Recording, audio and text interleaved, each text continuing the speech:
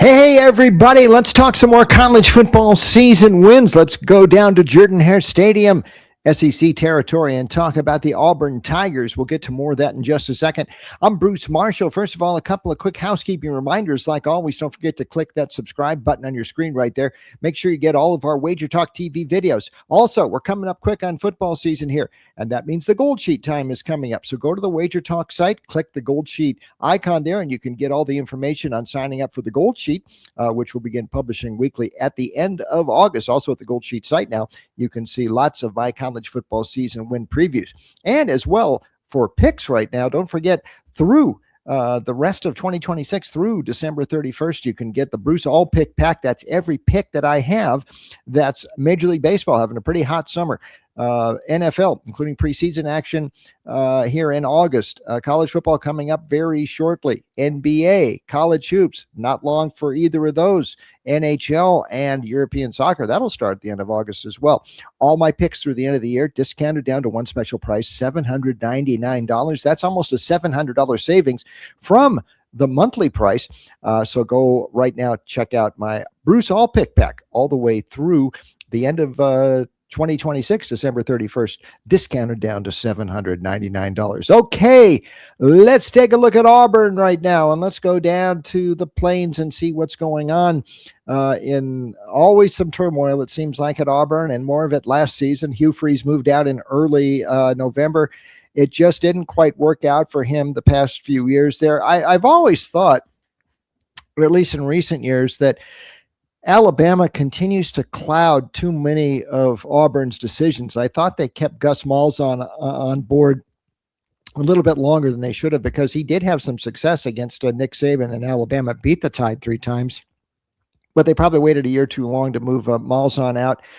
And I think the hire of Freeze 3 years ago down from Liberty, a lot of that had to do with some successes that Freeze had at Ole Miss against Saban and Alabama, including 2 upset wins. I think that played something into it. I also think last year bringing Jackson Arnold in as quarterback from Oklahoma had something to do with the fact that Arnold engineered an upset win over the Crimson Tide late in the 2024 season. So, I mean, Alabama seems to be in the back of Auburn's mind all the time. Another coaching change for this season, it's Alex Golesh coming in after a pretty good run at South Florida. Now, he had a little success against Alabama a few years back, too, when he was on Josh Heupel's Tennessee staff as his offensive coordinator. They had a very exciting win over Bama in overtime at Knoxville back in 2022, though I don't think that's the real reason he was hired here. He is from the Jimmy Sexton stable, and last year there was a real merry-go-round going around in the SEC coaching circles there, and Sexton was right in the middle of it with a lot of his clients, and Golish for a time looked like he was going to go to Arkansas, then made an about-face, signed up at Auburn late in November, and brings with him a lot of players and a lot of staff from South Florida. We'll get to all that in a second. He did a superb job down in Tampa, inherited a program that had kind of stalled, and under Golish's watch, he got them to bowl games the last 3 years. Last year, they were threatening to be the Group of 6 rep in the 12-team playoff for much of the season. They had that early season loss to Miami, and they were looking in pretty good shape until the late season loss at Navy. That can happen against Navy, but still very, very impressive at South Florida for Golish. Very progressive offensive mind. Like we mentioned, he worked with Josh Heupel before he went down to South Florida as the head coach. He was there that big offense year they had with Hendon Hooker at quarterback in Knoxville, and he really got this offense at South Florida up to speed. Last year, over 40 points per game, 5th nationally in scoring, and he's brought some of the key cogs with him down over here to Jordan-Hare, including his quarterback, Byron Brown. We'll talk about the quarterbacks for a sec in just a second. We'll circle back to that. First of all, speaking of quarterbacks, I want to go back just a little bit and talk about what happened with Auburn the last couple of years with Freeze, and especially last year. They weren't that far away. We'll get to the quarterback thing in just a second. But 6 of their 7 losses last year were in one-score games, and the one that wasn't was a 20-10 loss to Georgia at Jordan-Hare in early October, and that was a misleading score. Auburn was a missed referee's call away from going up 17-0 very late in the first half. Instead, And the SEC went back and said probably a mistake made there, ruled it a touchback and a fumble, and Georgia was able to kick a field goal right before the end of the first half. Instead of being down 17-0 at halftime, all of a sudden it's 10-3, and Georgia got some momentum in the second half and won by 10, but that was a closer game than that 20-10 score indicated. All the other losses Auburn had last year were one-score games, and the pressure was building on Freeze, and they moved him out on November 2nd. The quarterback situation, we talked about it before. I think the last 3 years for Freeze, he just didn't get the production and the big plays from quarterbacks that his offenses had been able to deliver at Ole Miss and at Liberty. Peyton Thorne came down from Michigan State. The stats didn't look too bad the first 2 years he was under Freeze at Auburn, but big plays were lacking.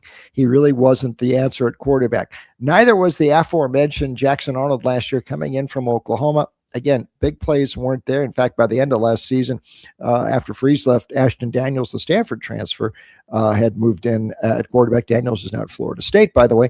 But again, not enough big plays at quarterback. That's why they think Byron Brown, who has come up with Golish from Tampa, he can solve some of that. Last year accounted for nearly 4,200 yards. He was a 3-year starter for the Bulls.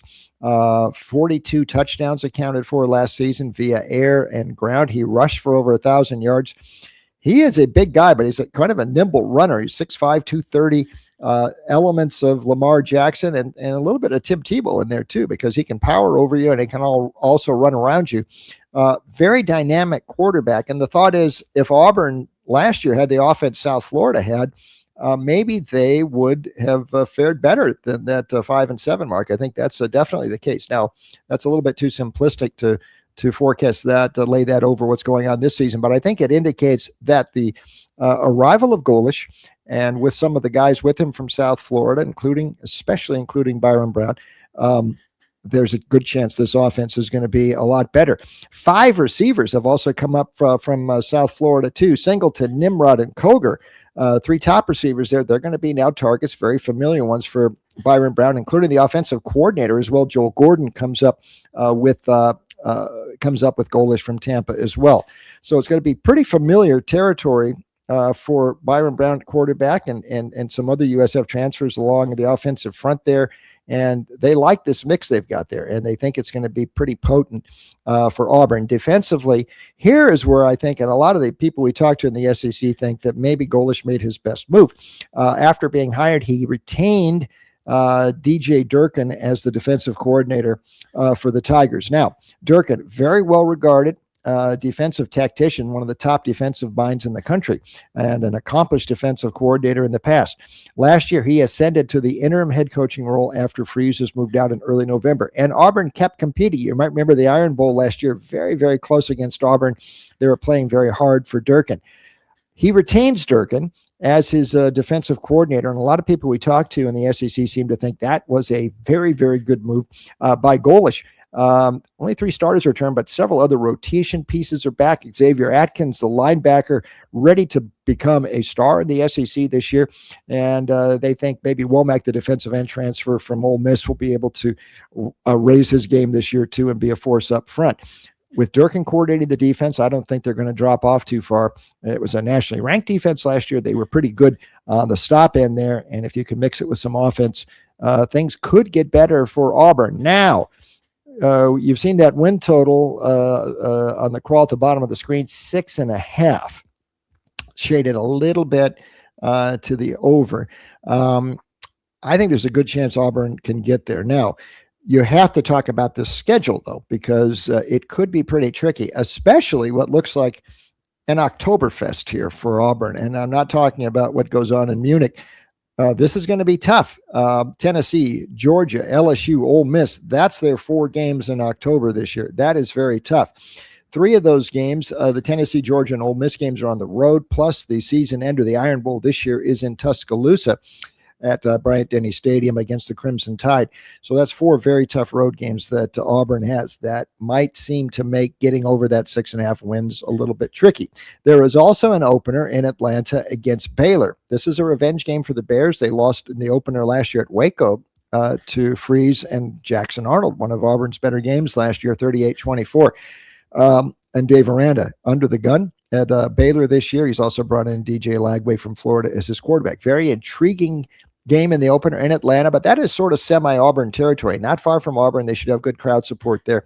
And it's a game that Auburn could certainly win. And then the schedule before the end of September, then you got 3 home games, Southern Miss, Florida, and Vanderbilt. You can see that on the crawl at the bottom of the screen. Those should be winnable games, although Florida is going to be very interesting. Of course, Vanderbilt has made a recovery under Clark Lee. So we'll see what goes on there. But I think there's a chance they could hit October at 4-0. And I would not put it past Auburn at least getting one of those games on the road and getting one win there. If they can keep Brown healthy, if this offense looks like South Florida's did last year with Durkin coordinating the defense and Golish pushing the buttons on offense with his coordinator, Joel Gordon, with him from last year, I think Auburn can get above 6.5 wins. So that's my recommendation for the Tigers. It's over 6.5 wins for me at Jordan Hare, minus 115 or so. But I'm going to take a lead here with Auburn and Golish. I think they're going to be better this season because of that offense and proof of concept. It's worked. This guy has been a head coach before, and he's done pretty well resurrecting South Florida the last couple of years. And Auburn's in better shape than South Florida was when he took over in Tampa. We'll see how it goes. Okay, don't forget, if you've got any comments, hit the comment box on the screen. I'd always love to hear from you. Don't forget some of the special offers we've got going. Check out the Goldsheet portion at the Wager Talk site, all the things we've got going on there.